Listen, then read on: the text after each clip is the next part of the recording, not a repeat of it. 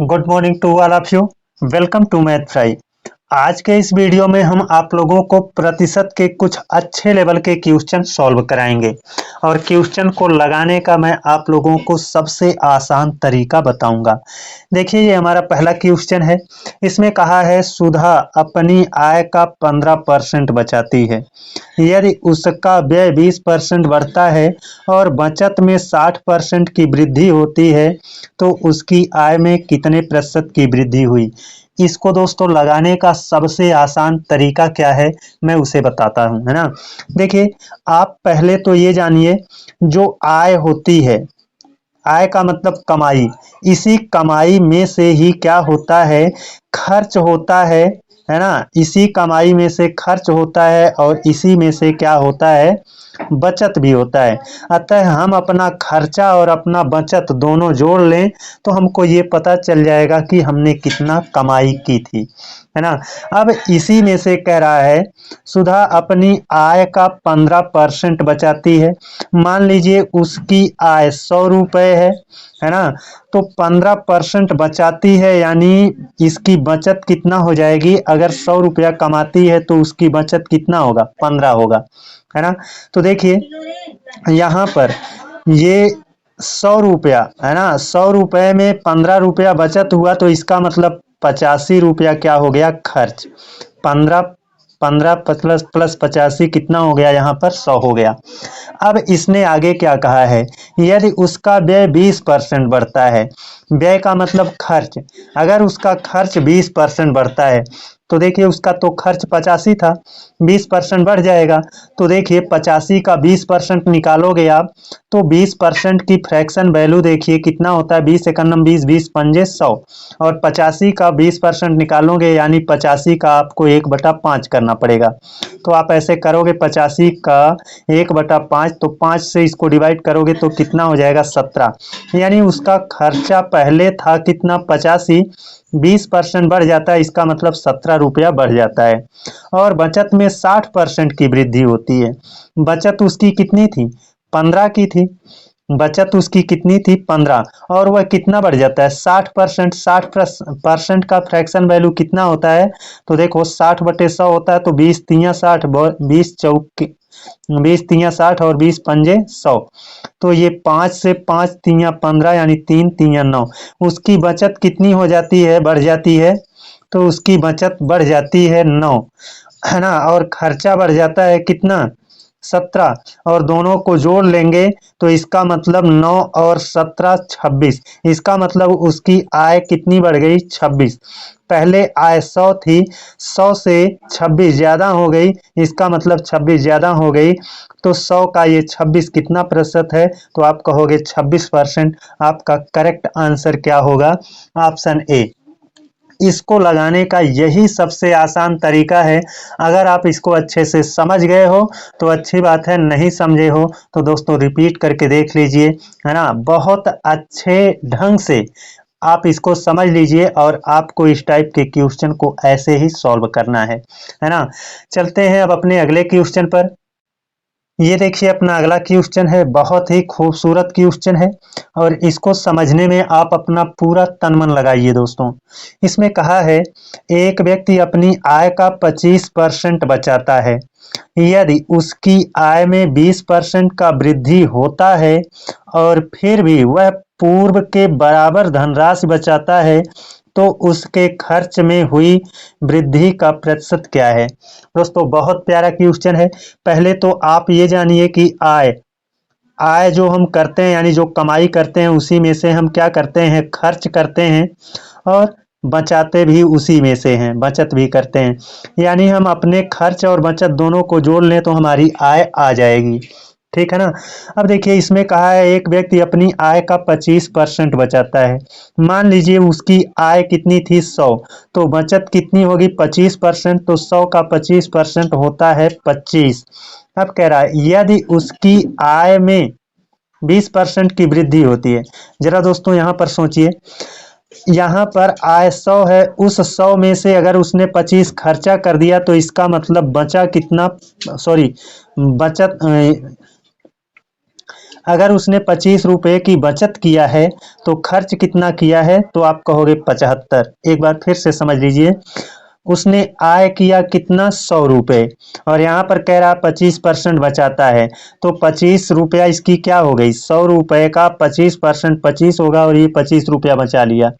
100 में से जब 25 रुपया बचा लिया तो इसका मतलब खर्च कितना किया है, तो आप कहोगे 75 रुपया उसने खर्च किया है। अब आगे कह रहा है, यदि उसकी आय में 20% का वृद्धि होता है, उसकी आय 20% बढ़ जाए, 100 रुपया उसकी आय थी, 20% बढ़ेगा तो कितना बढ़ेगा, 20।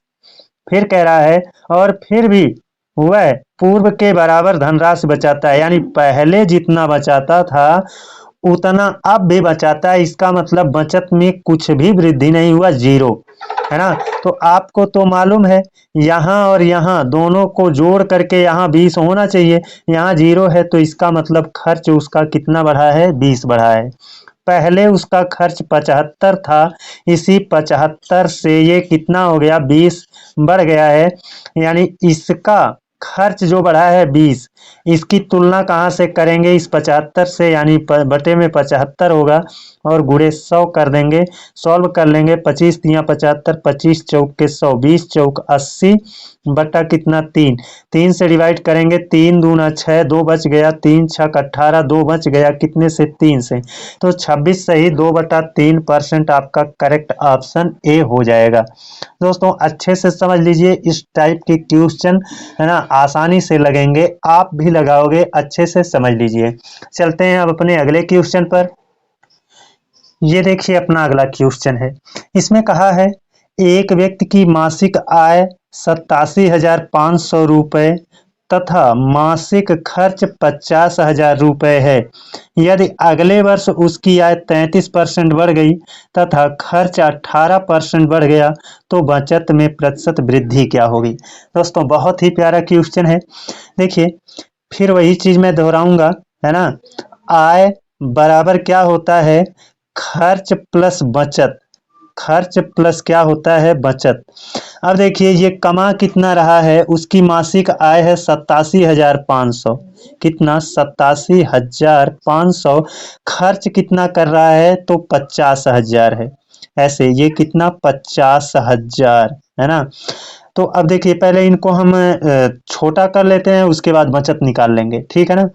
दो शून्य कैंसिल हो गया, और 125 सत्ते, है ना, 875, और 125 चौके कितना हो जाएगा, 500, यानी आय उसकी है, कमाई है 7 रुपया, 7 रुपये में से 4 रुपया खर्च करता है, इसका मतलब बचत होता है कितना, 3, है ना। अब इसका कैलकुलेशन अगर आपको आसान बनाना है तो आपको इसके पीछे 2 जीरो बढ़ा लो, इसके पीछे भी 2 जीरो बढ़ा लो, इसके पीछे भी 2 जीरो बढ़ा लो, है ना। अभी आपके समझ में आ जाएगा कि क्यों मैं इसके पीछे डबल जीरो बढ़ाया हूं। इसमें आगे कहा है यदि अगले वर्ष उसकी आय 33% बढ़ गई, 33% बढ़ जाएगी तो 33, ये इसी 700 का 33% करेंगे तो क्या होगा, 700 गुणे 33 बटा 100। तो अब यही जो बटा 100 है, इसी से ये वाला 2 शून्य कट जाएगा, इसीलिए मैंने बढ़ाया था, नहीं तो अभी पॉइंट में आता समझाने में और आपको समझने में, दोनों में थोड़ी समस्या हो जाती। तो कितना हो जाएगा, 7 तिया 21, है ना, का 1, और 7 तिया 21, 2 23, कितना हो जाएगा, 23, यानी 231 रुपया उसकी आय क्या हुई, बढ़ गई। पहले उसकी 700 आय थी, तो अब उसकी आय 231 रुपया बढ़ गई। फिर कहा है 18%, यहाँ खर्च 18% बढ़ गया, 18% बढ़ गया तो देखिए प्रतिशत हटेगा तो ये दोनों शून्य हट जाएंगे, और ये 18 चौक 72, यानी 72 रुपया उसका खर्च बढ़ गया, है ना। तो देखिए आप कहोगे कि 231 में से 72, 231 बराबर 72 प्लस यहाँ पर कितना होना चाहिए, तो 231 से 72 घटा लीजिए, कितना होगा, 11 से 2 गया तो हो जाएगा 9, और यहाँ पर 22, 22 से 7 चला जाएगा तो बचेगा कितना, 15, यानी 159 रुपया उसकी क्या हुई, बचत बढ़ गई। अब इसने कहा है, क्या कहा है, तो बचत में प्रतिशत वृद्धि क्या हुई, उसकी बचत थी 300 रुपया, है ना। और इसी 300 रुपये से ये बढ़ा कितना है, 159 रुपया। तो इसी 159 का हमको परसेंटेज निकालना है। तो यहाँ पर मैं निकाल दे रहा हूँ, 159 के बटे में कौन रहेगा, 300, बटे में कौन, 300, गुणे कितना हो जाएगा, 100। दो शून्य ऐसे कैंसिल हो जाएगा क्योंकि परसेंटेज निकालने जा रहे हैं, इसीलिए यहाँ पर गुणे 100 हुआ है। दो शून्य नीचे, दो शून्य ऊपर कैंसिल हो गया। 3 से काटेंगे, 3 पच्चे 15 और 3 तिया 9, यानी 53% आपका करेक्ट आंसर होगा, जो कि आपको ऑप्शन बी में दिख रहा होगा। दोस्तों, मैंने इन क्वेश्चनों को लगाने का बहुत ही खूबसूरत तरीका बताने का प्रयास किया, है ना। अगर हमारा प्रयास आप लोगों को अच्छा लगा है, आपको हमारा प्रयास पसंद आता है, तो प्लीज़ दोस्तों चैनल को सब्सक्राइब कर लीजिए, बेल आइकन को प्रेस कर लीजिए। अगले दिन आप लोगों से एक और बेहतरीन टॉपिक के साथ, एक और बेहतरीन कॉन्सेप्ट के साथ मिलते हैं। तब तक के लिए धन्यवाद।